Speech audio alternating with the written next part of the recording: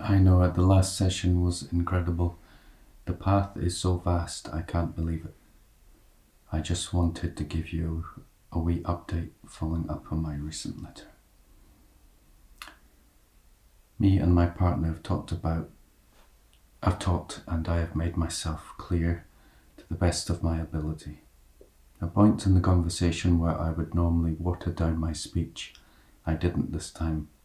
It was scary, as the fear of losing her is the thing that can make me water down my speech.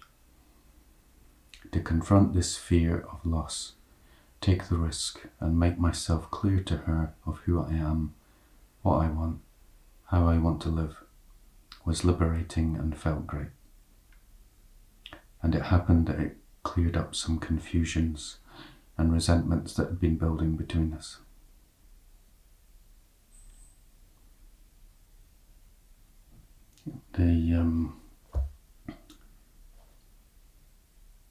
It's fundamentally being honest. It's pretty much always the best way to care for someone else. Yeah. It's a place to be stoic, and that's dealing with not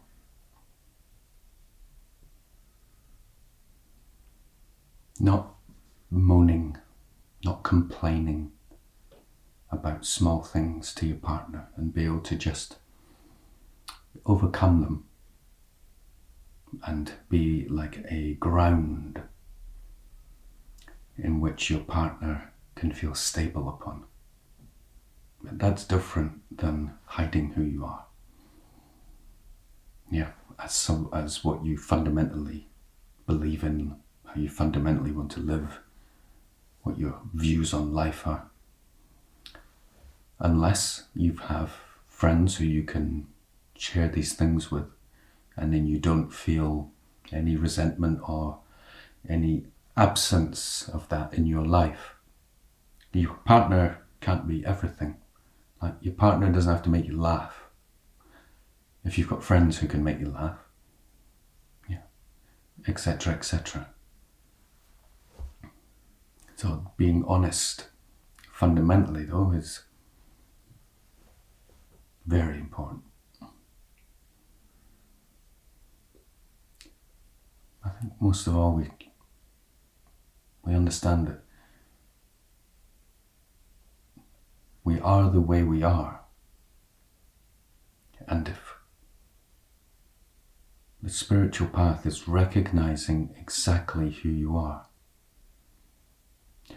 So to the level that you don't recognize it is the level we're unconscious how what we are influences us. So often when our partner's upset, and this is often a woman who's more intuitive than a man, is they're picking up on what we're unconscious about ourselves. I also realize that I make up constraints in my own head of ways I have to act as a partner. I constrain myself with the idea of duty, and often use my relationship as a way to avoid doing other things. This has been seen as entirely made up by my own mind. Of course, there is a duty in a relationship, but the way I relate to it is skewed. I just need to be in a place of spirituality and engage in a relationship, rather than be in a relationship and engage in spirituality. I can get these mixed up and it causes me problems. So that's exactly it. It's like the spiritual path in a nutshell, is that the base in which you move from is your true self, and then you engage in everything. But if you're engaging from the circumference, from the surface, you get knocked off by every single thing that comes along. This is like being blown by the winds of karma, being like a leaf in the wind. Whatever comes up, you react to it because your base isn't stable. So it's the same in a relationship. And then you impute ideas of what a relationship is and try to fit into them, rather than be yourself and allow the relationship to evolve like a flower of these two unique beings coming together. And seeing how you both settle into the fundamental laws of the Dharma. So it's those two aspects, Jesus and the Christ. The Christ being the fundamental law of what a relationship is, and then how you are personally manifesting individually, which no rule can actually fit because you're unique. If you could fit into every single rule, you wouldn't be unique, because someone would have already written down how you should be.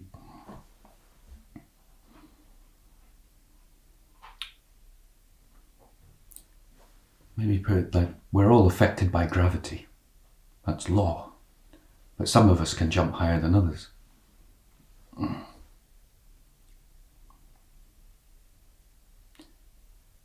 I have just finished the New Testament. Revelations is absolutely wild.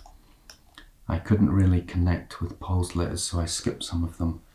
I don't know why I couldn't connect, but not going to overthink it. The Gospels are my favourite. Jesus' parables are really so beautiful. Life-changing if you're in the place to hear them.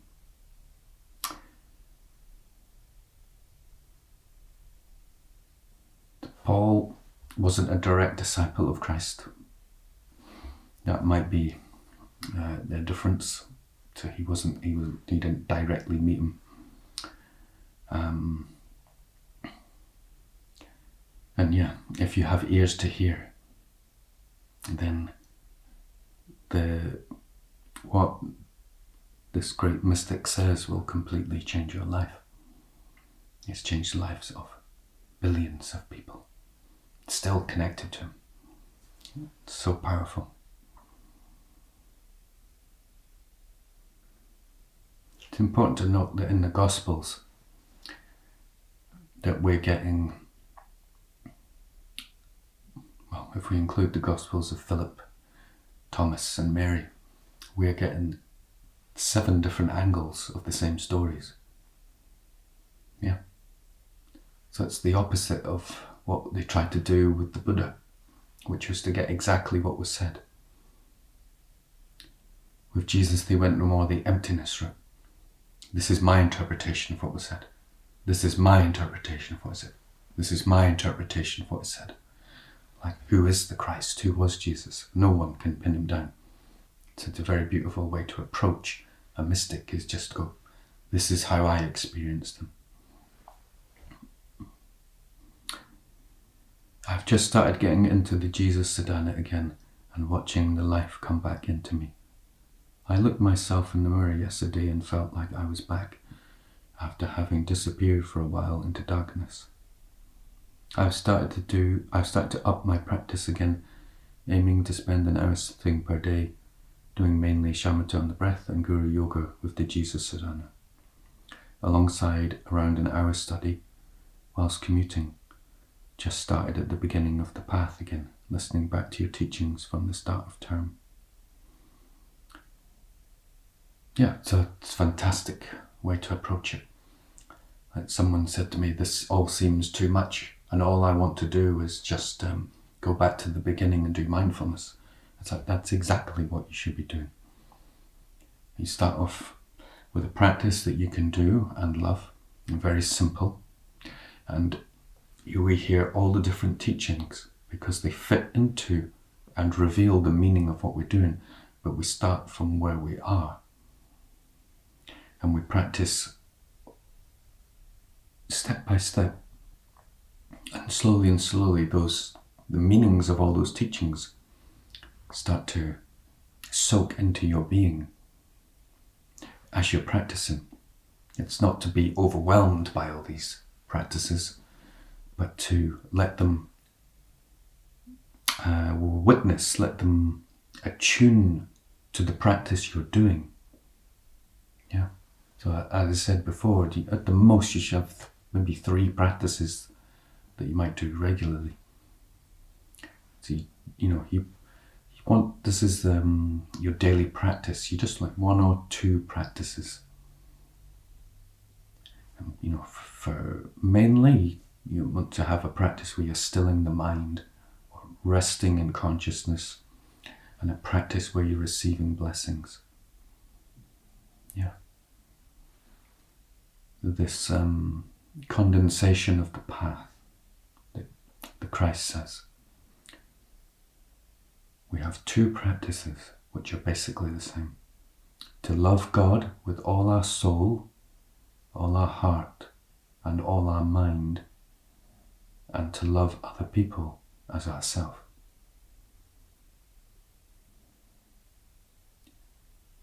So every practice we do will be within those. Yeah. So the shamatha is like trying to turn your mind into a constant love affair with God by resting, say, in the I am, if that's our shamatha practice, but stilling the mind so we can rest in that recognition and following the heart so that we're loving and kind being, and that we have loving and kind feelings for everyone we meet. And with our mind, as you say, we study all the time. And it's important that there is no beginning or end to the practice, so there's no beginner's practice. If we understand what Christ is saying, then being spiritual is as simple as loving God and loving other people. What's the end of that? How is anyone a beginner in that?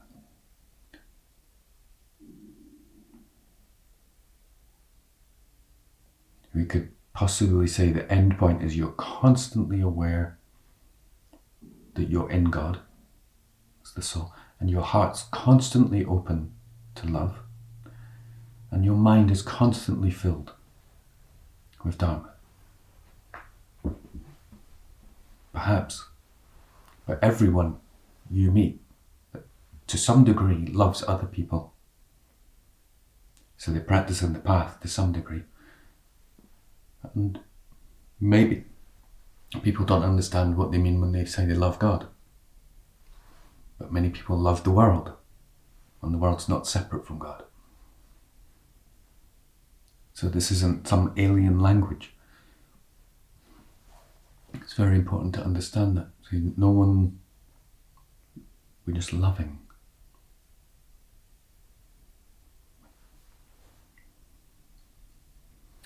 But it's great that we want to spend all our time doing those 2 things. Loving God with all our soul, heart and mind, and loving other people. And that's it, that's the spiritual being. Yeah, it's a great way to do it on the bus. Yeah, it's a real advantage to not having a car. If you've got a car, some people place some Dharma on the car. But being on the bus, it's like you're like a millionaire because someone's chauffeuring you around. Someone else is driving you around the world. Yeah, incredible. And then what a time to study or just rest in being. You can do it in the toilet. If you're at work and go to the toilet, people might think you've got like a problem. You have to go to the toilet 6 times a day. It's like, what's wrong with that, dude? It's just got a weak bladder. Or you go into the toilet, connect again. Hanging out with Hakeem a few days ago really gave me a breath of fresh air, and hearing how much he practices per day was really inspiring.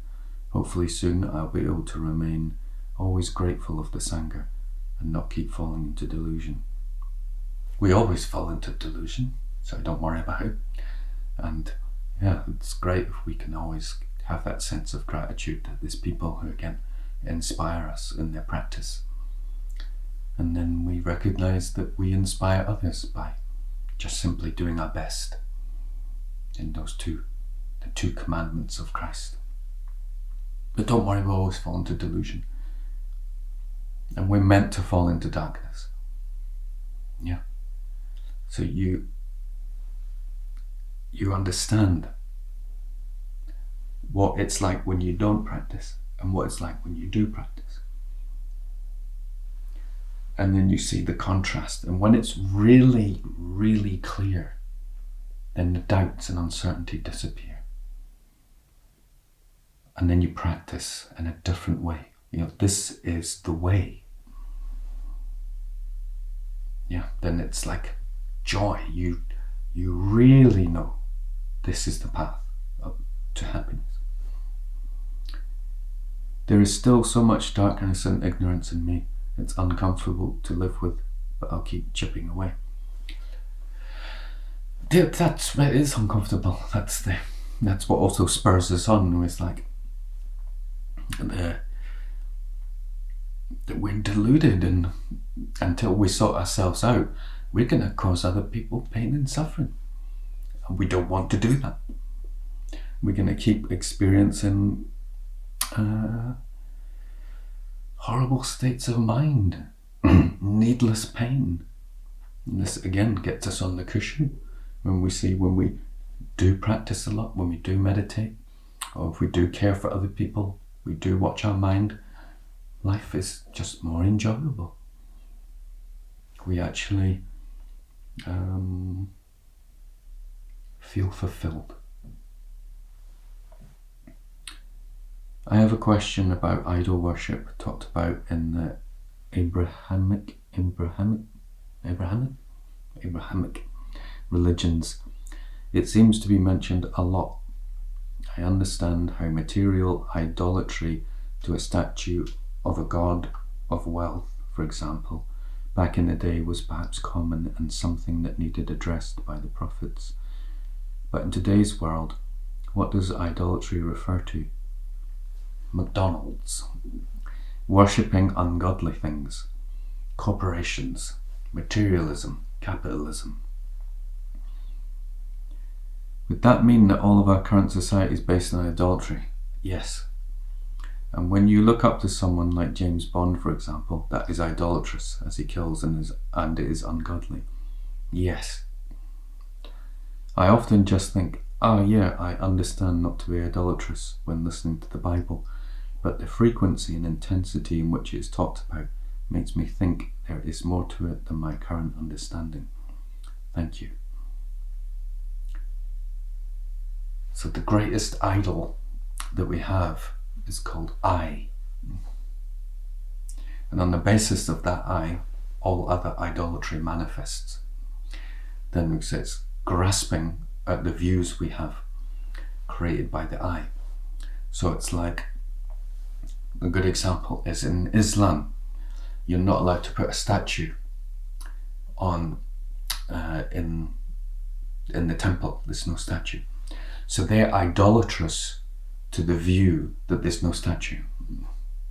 Yeah, they've made an idol out of there can't be a statue.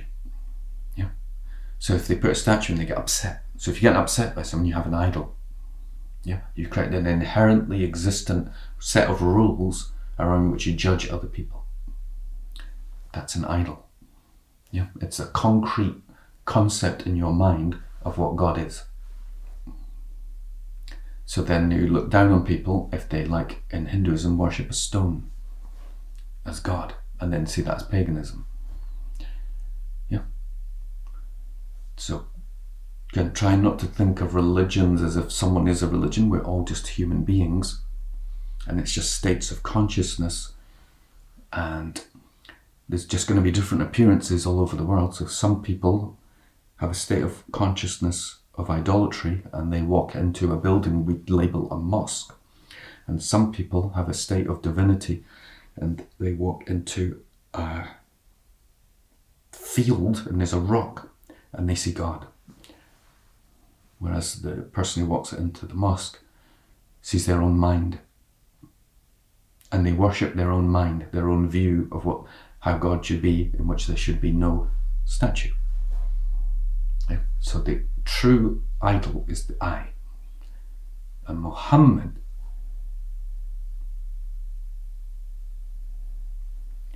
address this better than anyone. There is no God but God. Referring to the I, because we are the God, right? There is no I but God. Yeah, there's not two. There's just God, which Ibn Arabi goes deeper with and talks about God. Love is my religion, and wherever I go, whether it's to pagans, whether it's to Buddhists, there I see God, because God is one. And God can just take any form he likes, because it's God. And there's no reality but God. Yeah. So,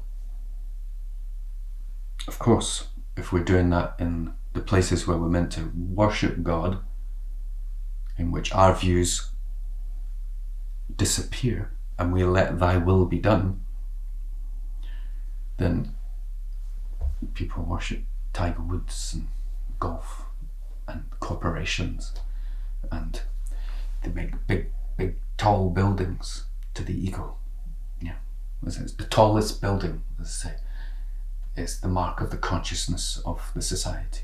And now it's buildings. The tallest buildings are to wealth, to the corporations. Before they made like the images of God of churches, this is the highest, which of course for some people become idols. It depends upon your consciousness. There's at no point can you grasp onto something and go, that's it. So the words make you aware of a state of consciousness that's non-grasping. So you're always fluid and adaptive. You can't judge any person you meet that they might be idolatry or not, because it depends on their consciousness. So generally you always have to feel someone out. And then delusions may arise for that person in that day. As you mentioned before, it happens, right? We get deluded. Now someone might meet you and you're deluded, and then they might think that's who you are. That's not who you are. They just met you on a day when you're deluded. But they can't get that image out of their head. Now we can be like that with everything. When we first come to a religion, we have ideas that happen to us and we can hold on to them. As soon as we hold on to them, we're sort of making them idols in our mind. And then we think we should practice according to those first concepts we had. And we're not growing, we're not adaptive. So all the concepts we have, everything we have to be completely fluid, but also not so fluid that we lose the foundations, the fundamentals of reality. Otherwise we just become wishy-washy. So this is why there's no rule can cover it, but there's also rules which sketch it out. So we use the rules they're a guide, they're a way to. I was listening to an interview today with David Mitchell, again interviewed by Rob Brydon, and they're talking about improvised comedy. And said you need like a skeleton in which then to improvise.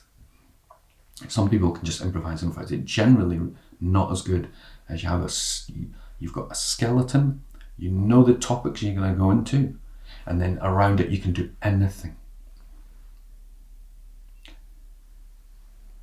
So we go as subtle as even the view we have of what I'm just saying, you can't hold on to. Because sometimes we need to be rigid, sometimes we need to be loose, sometimes we need to be strong, sometimes we need to be soft, etc., etc.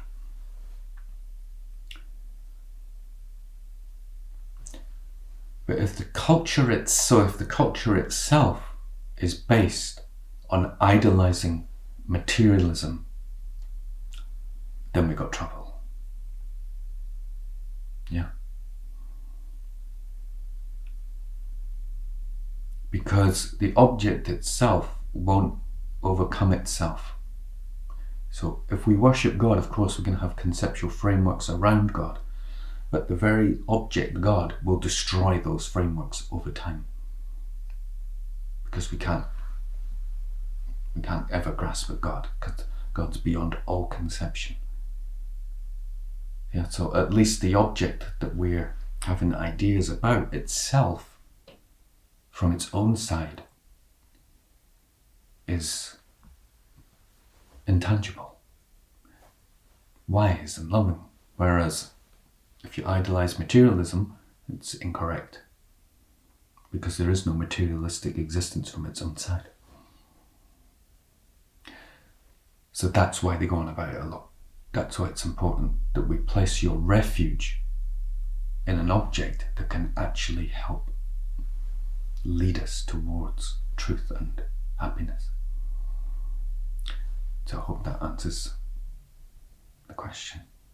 So thanks so much for listening, and thank you for sharing. God bless.